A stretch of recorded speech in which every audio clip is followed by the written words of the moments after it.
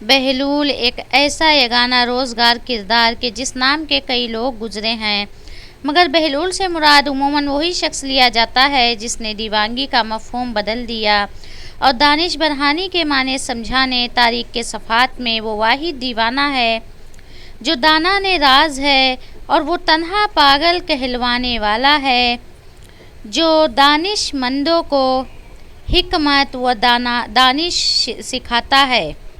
فارسی کے ایک شاعر نے کیا خوب ان جیسے لوگوں کو اپنے شعروں میں پرویا ہے۔ ترجمہ: یہ بادشاہوں کا سا مزاج رکھنے والے لوگ گویا بادشاہوں جیسے احترام کے مستحق ہیں۔ ان گڈری پوش بادشاہوں کے غلام بھی اپنی گڈریوں میں جمشید و خاقان سا وقار چھپاتے پھرتے ہیں۔ انہوں نے آج دنیا کی نعمتوں کو بھی نہیں دیکھے۔ بہلول کی انہی خوبیوں نے اس کا اصل نام فراموش کروا دیا تھا۔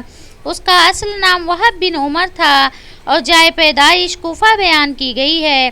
تاریخ ولادت کے متعلق کوئی مستند حوالہ نہ مل سکا، مگر وصال کی تاریخ 119 ہجری، 193 ہجری اور 197 ہجری تینوں قول ملتے ہیں۔ آپ کا مزار پر انوار بغداد شریف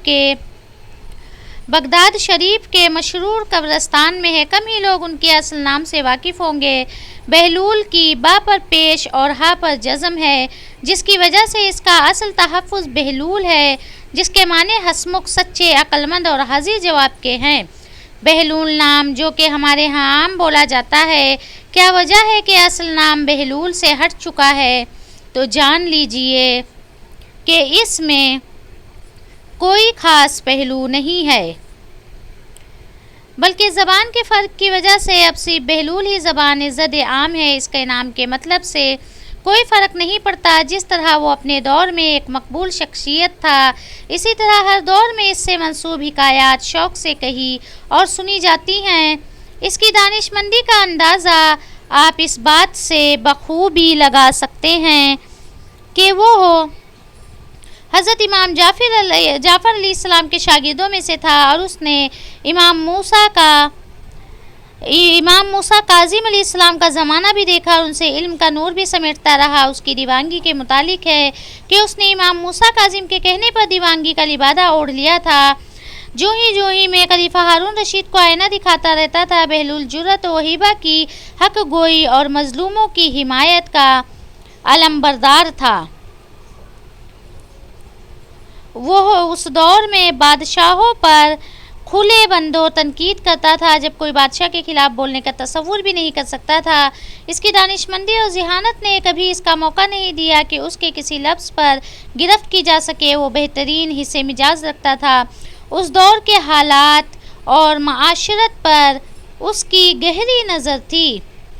اس نے دیوانگی اور فرنگی کے ایسے معجزانہ انداز میں ہم آہنگ کیا تھا کہ وہ نہ صرف اس کی جان کی ضمانت تھی بلکہ مظلوموں کی حمایت کا ایک مؤثر ذریعہ اور حکومت وقت پر کھلی تنقید بھی تھی۔ تاریخ کے صفحات میں وہ ایک ایسا مخیر المعقول کردار ہے جو دیوانہ بھی ہے اور لوگ اس کے فضل و کمال کے قائل بھی ہیں۔ وہ پاگل بھی کہلاتا ہے اور مشکل مسئلوں میں اس کی رائے کو اہمیت بھی دی جاتی ہے۔ اس سب کے باوجود کوئی یہ ثابت نہیں کر پایا کہ وہ دیوانہ نہیں۔ بہلول کے مکمل حالات زندگی تو نہیں مل سکے، بلکہ البتہ تاریخ کے اوراق میں سے اس کی کچھ سبق آموز حکایات لی گئی ہیں جو ہم آئندہ سلسلوں میں آپ کے گوشے گزار کریں گے۔ آپ سے التماس ہے کہ ہمارے چینل کو سبسکرائب کریں تاکہ آپ اس سلسلے میں آنے والی نئی ویڈیوز کو بآسانی حاصل کر سکیں۔ السلام علیکم ورحمۃ اللہ وبرکاتہ۔